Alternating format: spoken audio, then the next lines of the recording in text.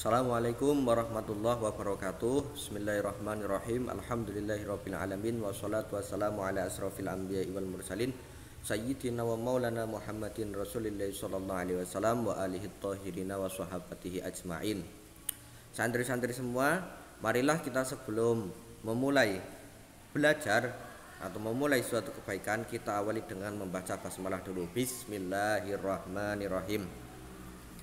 Ya santri-santri, kali ini kita akan memasuki bab selanjutnya, yaitu bab 4 tentang masa kanak-kanak Nabi Muhammad Shallallahu Alaihi Wasallam ya. Yang mana dulu kita telah membahas beberapa macam bab. Kalau yang kemarin itu tentang agama dan kepercayaan masyarakat Arab pra-Islam, di mana saat itu masyarakat Arab pra-Islam itu keadaannya itu sangat-sangat kacau. Mereka banyak menyembah berhala, banyak menyembah bintang-bintang, membunuh anak perempuan, mabuk-mabukan, berfoya-foya. Na'udzubillah ya. Nah, kali ini kita akan membahas masa kanak-kanak Nabi Muhammad Shallallahu Alaihi Wasallam ya. Apa saja yang akan kita pelajari kali ini? Yang akan kita pelajari yaitu yang pertama itu tentang keadaan penduduk Mekah menjelang kelahiran Nabi Muhammad Shallallahu Alaihi Wasallam. Kemudian tentang peristiwa-peristiwa penting menjelang kelahiran Nabi Muhammad Shallallahu Alaihi Wasallam. Kemudian tentang Nabi Muhammad Shallallahu Alaihi Wasallam lahir. Kemudian tentang silsilah keturunan dari Nabi Muhammad Shallallahu Alaihi Wasallam. Yang terakhir pada bab ini yaitu tentang masa kanak-kanak Nabi Muhammad Shallallahu Alaihi Wasallam ya. Sebagaimana kita ketahui bahwa Nabi Muhammad itu adalah orang yang biasa, sama seperti kita. Nabi Muhammad membutuhkan makan, membutuhkan tidur, membutuhkan ya kalau dingin kedinginan, kalau panas kepanasan. Itu Nabi Muhammad sama seperti kita, yaitu manusia biasa. Bedanya Nabi Muhammad itu terhindar dari dosa. Namanya Rasul itu memiliki sifat maksum ya. Sifat maksum itu terhindar dari dosa. Meskipun kehidupan mereka sama seperti kehidupan kita, tapi mereka terhindar dari dosa. Ada malaikat yang selalu mengawalnya. Nah, makanya nabi-nabi itu terhindar dari dosa. Kalau dalam istilah lainnya itu ada nabi itu memiliki sifat jaiz, yaitu a'radul basyariyah ya. A'radul basyariyah, nabi itu memiliki sifat seperti layaknya manusia biasa, tapi tidak mengurangi derajat kenabiannya ya. Seperti nabi itu ya makan, tapi kan makannya nggak kayak kita. Nabi itu sebelum kenyang itu sudah berhenti. Pokoknya hal-hal yang dilakukan itu tidak mengurangi derajat kenabiannya, seperti itu. Dan Nabi Muhammad itu lahir pada bulan Mulud atau bulan Rabiul Awal, pada hari Senin, tepatnya tanggal 12 Mulud atau Rabiul Awal tahun gajah. Kenapa dinamakan tahun gajah? Karena ada peristiwa penting yang terjadi pada saat itu, yaitu tentang penyerangan pasukan gajah ke Ka'bah atau ke Mekah ya. Nah, kalau dulu sebelum adanya kalender Masehi dan Hijriah, penetapan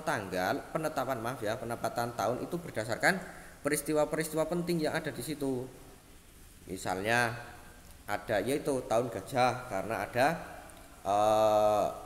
Raja Abroha yang menyerang Mekah menggunakan pasukan gajah, maka dinamakan tahun gajah. Kemudian ada tahun kenabian karena apa? Kemudian ada tahun-tahun dan yang lainnya. Itu nama-nama tahun dahulu. Atau bertepatan dengan tanggal 20 April tahun 571 Masehi ya. Kalau Masehi itu dihitung berdasarkan peredaran matahari. Kalau Hijriah itu dihitung berdasarkan peredaran bulan ya. Terus kalau tahun Hijriah itu paling banyak tanggalnya itu sampai 30, enggak ada sampai 31, dan paling sedikit itu 29. Kalau enggak 29 berarti 30. Berbeda dengan tahun Masehi. Kalau tahun Masehi itu nanti ada tanggal yang nyampe 31 dan ada yang tanggal 28 juga ada. Nah, kalau Hijriah itu kalau enggak 29 ya 30, kalau enggak 29 ya 30. Nah, terus ayahnya meninggal saat beliau masih dalam kandungan. Nah, saat usia Nabi dalam kandungan itu 2 bulan, ayah beliau yang bernama Abdullah itu wafat. Dan ketika usia Nabi kan lahir, setiap usia Nabi itu sudah mencapai 6 tahun, ibu beliau itu wafat juga. Artinya sejak usia 6 tahun itu Nabi sudah yatim piatu. Ya. Luar biasa Nabi Muhammad SAW. Nah, kemudian ini Pak Zaini kasih tahu urutan bulan-bulan dalam kalender Hijriyah, ya. Bulan-bulan dalam kalender Hijriyah. Yang pertama itu ada bulan Muharram, atau biasa orang-orang Indonesia itu ada yang menyebut bulan Syura. Nah, itu tahun baru Hijriyah itu pada tanggal 1 Muharram, atau biasa yang menyebutnya 1 Syura. Kemudian ada bulan Safar. Nah, sekarang ini kita sedang berada pada bulan Safar sekarang ini. Kemudian Rabiul Awal atau Mulud. Nah, besok sebentar lagi kita akan memasuki bulan Rabiul Awal atau bulan Mulud. Bulan dilahirkannya Nabi Muhammad SAW, ya, sebentar lagi. Kalau sekarang kita masih di bulan Safar. Kemudian ada bulan Rabiul Akhir, ada Jumadil Awal, Jumadil Akhir, ada Rajab, ada Sya'ban, ada Ramadan, ada Syawal, ada Dzulqa'dah, ada Dzulhijjah. Ya. Kalau sekarang kita sedang berada di bulan Syawal, Syafar, sedang bulan Syafar. Besok sebentar lagi ke bulan Mulud atau Rabiul Awal. Nah, kita bahas yang pertama itu, ya. Tadi kan ada berapa hal yang kita bahas, itu ada sekitar 4 hal ya pada bab ini. Kita kali ini akan membahas tentang keadaan penduduk Mekah menjelang kelahiran Nabi Muhammad sallallahu alaihi wasallam. Ya. Untuk hal ini sebenarnya kita sudah bahas pada bab sebelumnya, ya. Pada bab sebelumnya kita tahu bahwa masyarakat Arab saat itu sedang berada pada fase-fase yang sangat bertolak belakang dari aturan-aturan kenabian dulu, ya. Mereka suka mabuk, berjudi, mengundi nasib. Nah, kita bahas satu-satu. Adat dan kepercayaan mereka sangat bertentangan dengan nabi-nabi dahulu. Nah, nabi-nabi dahulu itu mengajarkan agama tauhid, artinya hanya menyembah Allah saja. Tapi adat dan kepercayaan mereka sangat bertentangan dengan nabi-nabi terdahulu. Kita kemarin sudah bahas.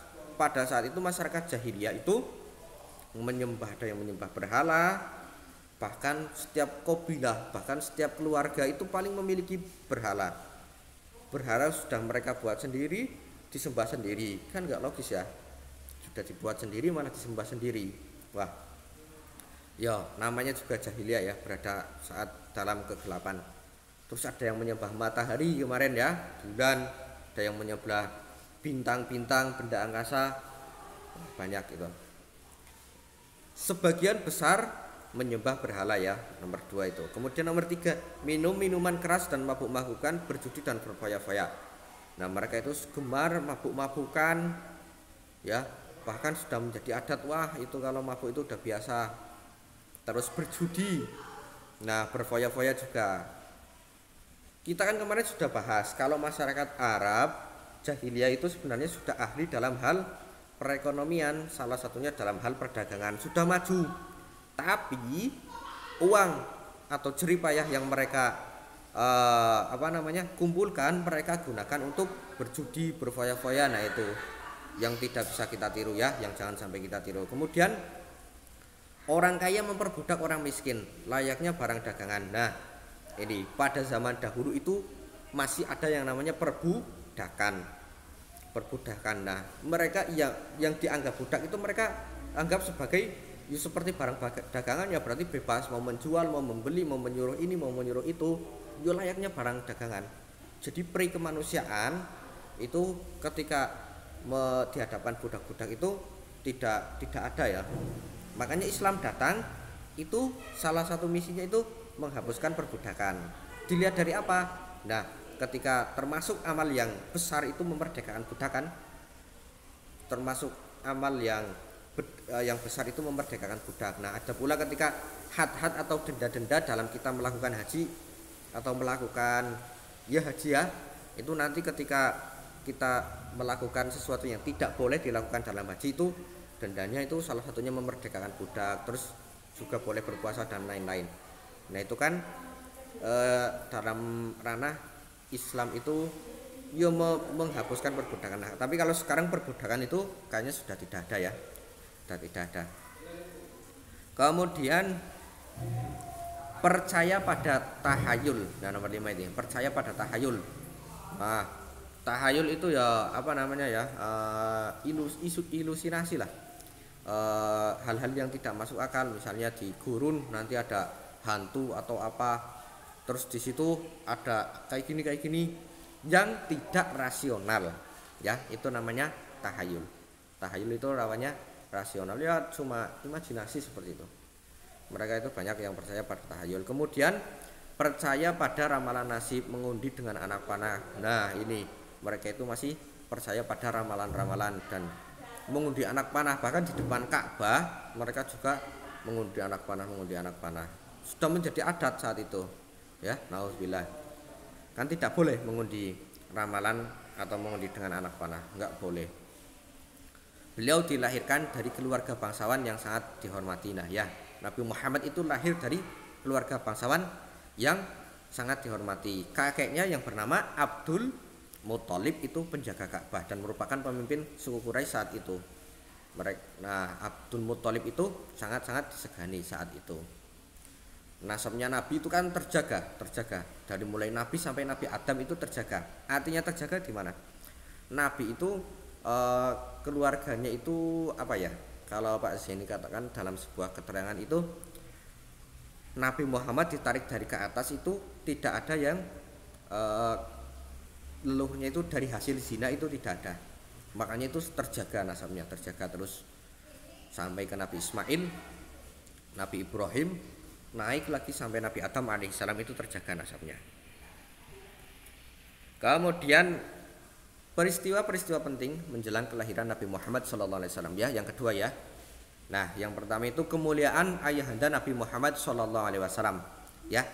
Ayahanda Nabi Muhammad itu bernama Abdullah. Ibunya siapa? Aminah ya. Nah, kisah Abdullah ini suatu saat Abdul Muthalib itu mengajak masyarakat Mekah untuk memperbaiki Ka'bah, tapi masyarakat Mekah itu tidak meresponnya dengan baik. Mereka tidak mau membantu memperbaiki Ka'bah. Hanya anak beliau, anak Abdul Muthalib maksudnya ya, yang bernama Al-Haris yang membantunya saja. Nah, saat dalam keadaan seperti itu, Abdul Muthalib, kakek Nabi itu bernazar, bila mana saya, maksudnya Abdul Muthalib, dikaruniai 10 anak laki-laki, maka akan saya korbankan 1 ya. Akhirnya beneran hal itu dikabulkan oleh Allah Subhanahu wa taala. Abdul Muthalib itu memiliki 10 putra. Putrinya juga ada sekitar berapa ya? Kalau 3 ya 6, itu pokoknya juga memiliki putri. Nah, tapi kalau yang putranya itu juga ada yang mengatakan 11, tapi yang kita pakai itu 10 ya. Ada 10. Di antaranya ada Hamzah itu, terus ada Abu Jahal. Abu Jahal itu kan juga putra Abdul Muthalib, tapi Abu Jahal itu kafir ya, juga paman Nabi. Nah, itu yang namanya nasab itu tidak menjamin ya, tidak menjamin kalau kita bayar. Contohnya itu paman Nabi Muhammad SAW saja itu kafir, Abu Jahal ya. Kemudian saat itu nanti bisa dibaca sih lengkapnya di buku sendiri. Saat itu padahal Abdullah itu termasuk putra yang paling dicintai oleh Abdul Muthalib ya.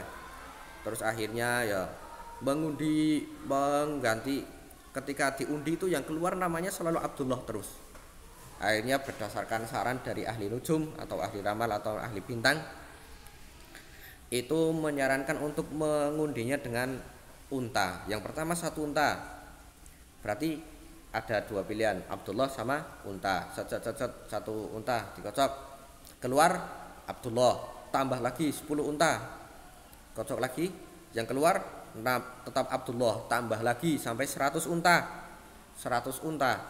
dikocok-kocok. Nah, baru ketika 100 unta itu yang keluar itu 100 untanya. Belum mantap. Abdullah itu belum mantap. Abdul Muthalib itu belum mantap. Sampai diundi 3 kali dan yang keluar itu tetap yang keluar itu 100 ekor unta. Makanya menjadi mantap kalau yang memang Allah Subhanahu wa taala itu menakdirkan 100 ekor unta itu sebagai ganti Abdullah, yang mana Abdullah itu akhirnya nanti melahirkan keturunan yang bernama Muhammad sallallahu alaihi wasallam, nabi akhirul zaman, khatimul anbiya ya. Pungkasannya para nabi, khatamul anbiya itu penutupnya para nabi. Kemudian hancurnya pasukan gajah. Nah, pada saat itu menjelang kelahiran Nabi Muhammad sallallahu alaihi wasallam itu ada seorang naja yang bernama Abroha. Abroha itu ya dari Yaman. Berbondong-bondong membawa pasukan gajah akan menyerang Mekah. Karena apa? Latar belakangnya sebenarnya Mekah kan sudah ramai dari dulu. Banyak orang yang singgah melakukan umrah di situ. Nah, Abroha ini ngiri. Dia bikin tempat tandingan di Yaman. Kalau nggak salah itu sebuah gereja di Yaman. Nah, Abroha itu menghancurkan Ka'bah agar apa? Nantinya orang-orang itu pada berkunjung ke Yaman, yang akhirnya itu yang ramai itu nanti Yaman. Seperti itu sebenarnya latar belakangnya. Nah, itu pas ini ada juga kisahnya pas pemimpin pasukan gajah itu Abroha ya. Itu ketika itu menemui Abdul Muthalib dulu. Katanya bilang kalau saya itu akan menghancurkan Ka'bah tok, nggak mau berperang. Tapi kalau masyarakat Arab menghalangi ya perang saja gitu. Tapi ternyata Abroha itu mencidrai. Ya malah pas itu hartanya orang-orang Mekah dirampas, termasuk ratusan ekor unta dari Abdul Muthalib itu dirampas. Nah, akhirnya dengan gentle Abdul Muthalib itu dengan sendirinya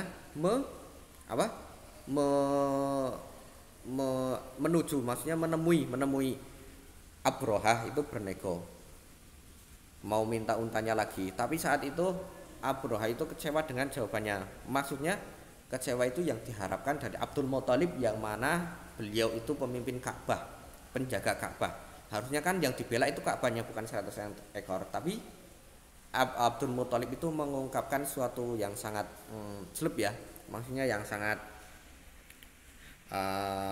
mematikan, yaitu yang mana kalau unta-unta ini itu pemiliknya saya, yang melindungi saya. Tapi kalau Ka'bah itu pemiliknya Allah, jadi yang melindungi Allah. Jadi nanti kamu tidak akan Abroha ya, tidak akan mampu menghancurkan Ka'bah. Karena apa?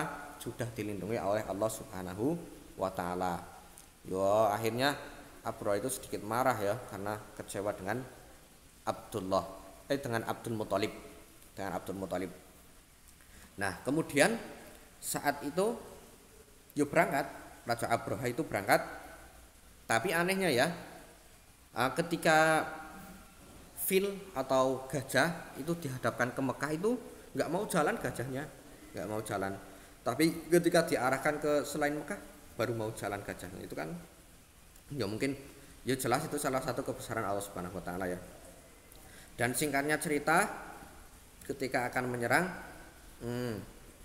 Allah Subhanahu wa taala mengirimkan burung ababil. Membawa batu dari neraka, min sijil itu dari ya pokoknya batuan neraka itu dilemparkan. Akhirnya mereka berhamburan, maksudnya pasukan Abroha ya, seperti daun yang dimakan ulat, sebagaimana digambarkan dalam surat Al-Fil. Alam tara kaifa fa'ala rabbuka bi ashabil fil am yaj'al kaidahum fi tawdilil wa arsala 'alaihim tayran ababil tarmihim bi syaratin min sijil faja'alahum ka'asfim ma'kul. Kemudian Allah menjadikan mereka seperti ka'asfim ma'kul, pohon yang dimakan oleh ulat. Kemudian ada lagi peristiwa luar biasa pada malam kelahiran Nabi Muhammad SAW ya. Yang ketiga, yang pertama itu mimpi Abdul Muthalib dan Aminah ya. Abdul Muthalib kakek Nabi itu bermimpi dari punggungnya itu keluar cahaya yang menerangi dunia, menerangi jagat. Kemudian Aminah juga ya. Aminah itu apa ya? Ibu Nabi ya, Rasulullah. Mengeluarkan dari tubuhnya cahaya yang menyinari Mekah dan wah pokoknya keluar cahaya. Itu bahwa cahaya itu merupakan Nur Muhammad Shallallahu Alaihi Wasallam, yang mana Nur Muhammad itu sebenarnya tercipta sebelum adanya semuanya, termasuk sebelum adanya Nabi Adam alaihissalam, sebelum adanya bumi langit. Pokoknya gini, teorinya itu adanya kita, adanya bumi, adanya langit, adanya Nabi Adam itu karena adanya Nur Muhammad. Jadi artinya seperti ini, Nabi Muhammad itu nurnya itu sudah diciptakan dahulu, tapi jasad beliau itu diciptakan sebagai khotamul anbiya atau nabi yang terakhir, sebagai penutup para nabi, seperti itu ya. Itu Nur Muhammad. Kemudian langit indah di atas kota Mekah ya. Nanti bisa dibaca sendiri langit pada saat malam kelahiran Nabi Muhammad SAW itu ya suasananya indah, sejuk, baunya angin, ya seperti di surga, sepoi-sepoi, enak seperti itu pokoknya pas itu. Kan ada lagunya Rohatil Adyaritas itu ya, seperti itu ya. Kemudian nomor yang saya, api sembahan orang Yahudi mendadak padam. Nah ini api yang sudah menyala ratusan tahun itu mendadak padam saat kelahiran Nabi Muhammad SAW. Nah kok kenapa ya orang-orang Yahudi itu dulu bertanya, kenapa ya kok tiba-tiba padam? Ternyata ketika diselidiki bertepatan dengan kelahiran Nabi Muhammad SAW. Kemudian istana Kisra Unusirwan rusak. Nah ini ya, istana ini berasal di Persik. Nah itu pada saat itu api yang sudah ribuan tahun menyala di situ juga tiba-tiba padam. Kemudian jendela-jendela kerajaan itu pada runtuh, sampai itu kerajaannya terbelah menjadi dua. Akhirnya rajanya itu lari. Tuh. Kemudian kesaksian para pendeta Nasrani. Nah ini ya, para pendeta Nasrani itu pada saat malam kelahiran Nabi itu juga sudah merasakan ya, ada tanda-tandanya. Mereka itu melihat bintang yang terang, ya pokoknya sesuai dengan keterangan yang ada di Alkitab, yang mana Alkitab itu sebenarnya sudah menjelaskan bahwasanya itu nanti akan ada nabi yang terakhir, akan ada khotamul anbiya atau penutupnya para nabi, itu sebenarnya ada dalam keterangan Alkitab. Yaitu maksudnya Alkitab di sini itu kitab yang dipakai oleh agama-agama samawi dulu ya, seperti yang dulu. Kalau sekarang kan katanya sudah dirubah Alkitabnya. Ya wallahu alam, enggak tahu Mas ini. Kemudian nomor 4, peristiwa luar biasa setelah kelahiran Nabi Muhammad SAW. Nah ini ada peristiwa, arti kan ada menjelang kelahiran Nabi Muhammad, ada pas malam kelahiran Nabi Muhammad, kemudian ada yang peristiwa luar biasa setelah kelahiran Nabi Muhammad SAW ya. Yang pertama itu keberkahan bagi keluarga Halimatus Sa'diyah. Nah Halimatus Sa'diyah ini orang yang menyusui Nabi Muhammad SAW. Sudah menjadi adat masyarakat Arab itu kalau bayi itu nanti yang menyusui itu orang lain. Nah itu salah satu peristiwa lebas itu menjadi keberkahan bagi keluarga Halimatus Sa'diyah, yang mana saat itu keluarga Halimatus Sa'diyah itu ya memiliki ekonominya itu sedang kurang baik. Kambing-kambing yang mereka pelihara kering, kurus maksudnya, kurus terus nggak menghasilkan air susu, tipe susunya nggak keluar. Nah tapi ketika menyusui Nabi Muhammad SAW, kambing mereka itu menjadi gemuk, susunya lancar. Akhirnya ya cukup untuk keluarga Halimah Sa'diyah, bahkan sampai dijual mungkin ya. Kemudian Nabi Muhammad SAW dibelah dadanya. Nah ini ketika usianya 4 tahun kalau nggak salah ya. Kita lihat ya. Ketika usia Nabi Muhammad SAW ya, ketika usia Nabi Muhammad SAW 4 tahun, itu dada Nabi Muhammad SAW dibuka, dibelah dadanya oleh malaikat Jibril. Kemudian segumpal darah, artinya hatinya diambil, terus kotoran hitam yang ada dikeluarkan, diganti menjadi suatu kebaikan, dicuci, diganti menjadi suatu kebaikan. Makanya akhlak atau tingkah laku Nabi Muhammad SAW itu semuanya mencerminkan kebaikan ya. Makanya kita harus berusaha meniru daripada akhlak Rasulullah Muhammad Shallallahu Alaihi Wasallam. Kemudian meminta hujan melalui Nabi Muhammad Shallallahu Alaihi Wasallam. Nah ini kan dulu juga saat Nabi Muhammad Shallallahu Alaihi Wasallam masih anak-anak di Mekah itu paceklik, nggak hujan. Akhirnya masyarakat Mekah itu mengadu ke Abdul Muthalib, kakek Nabi Muhammad ya. Dan akhirnya saat itu Abdul Muthalib bersama Nabi Muhammad itu menuju samping Ka'bah, ya terkena terik matahari sambil memohon kepada Allah. Akhirnya awan mendung itu mengelilingi Ka'bah dan hujan. Itu salah satu luar biasa ya. Kemudian yang terakhir itu pertemuan dengan pendeta Buhairah. Nah saat usia berapa ini? Usia 6 tahun ya. Berusia 12 tahun. Saat berusia 12 tahun itu kan diajak berdagang ke mana? Ke Syam ya. Ya, diajak ke Syam oleh kakek beliau, diajak ke Syam. Nah, saat istirahat itu ada seorang pendeta yang menemuinya. Dia itu meramalkan sebenarnya, memberitahu kalau ini itu anak yang akan menjadi nabi ya, yang sangat luar biasa nantinya. Sehingga berpesan kepada Abdul Muthalib, sudahlah pulang saja daripada nanti ada orang yang pengen mencelakakannya ketika di jalan atau di mana. Nah, dan disuruh merahasiakan dulu tentang kenabian Nabi Muhammad. Itu kan pas ceritanya itu pas pendeta Buhairah namanya ya, Buhairah itu melihat pas Nabi jalan itu batu-batu, pohon-pohon itu pada bersujud ke Nabi ya. Artinya bersujud melakukan penghormatan ya kepada Nabi. Kemudian juga di punggungnya itu kan ada tanda kenabian, itu sesuai dengan yang ada di keterangan Alkitab ya. Seperti itu. Untuk yang materi selanjutnya itu tentang silsilah keturunan Nabi Muhammad, tentang Nabi Muhammad SAW lahir, silsilah keturunan Nabi Muhammad SAW dan masa kanak-kanak Nabi Muhammad SAW pada pembahasan selanjutnya ya. Nah itu mungkin itu saja kali ini. Nanti kalian baca lagi keterangan yang ada di buku. Nanti misalnya ada kan Pak Zaini itu menceritakannya tidak lengkap, tidak detail. Nanti kan ada hal-hal yang baru atau hal-hal tambahan yang kalian peroleh ya. Baca lagi. Ya. Oh ya, Pak Zaini itu kasih tugas ya. Tugasnya itu coba kalian itu mereview, merangkum dari pembahasan kita yang tadi itu loh, mulai sampai ini peristiwa luar biasa setelah kelahiran Muhammad, dirangkum ya. Maksudnya dirangkum itu enggak harus banyak, ditulis poin-poinnya saja, hal-hal yang dirasa penting seperti itu. Mungkin itu saja yang dapat Pak Zaini sampaikan, kurang lebihnya mohon maaf. Hadanallahu wa iyyakum wal afu minkum. Wassalamualaikum warahmatullahi wabarakatuh.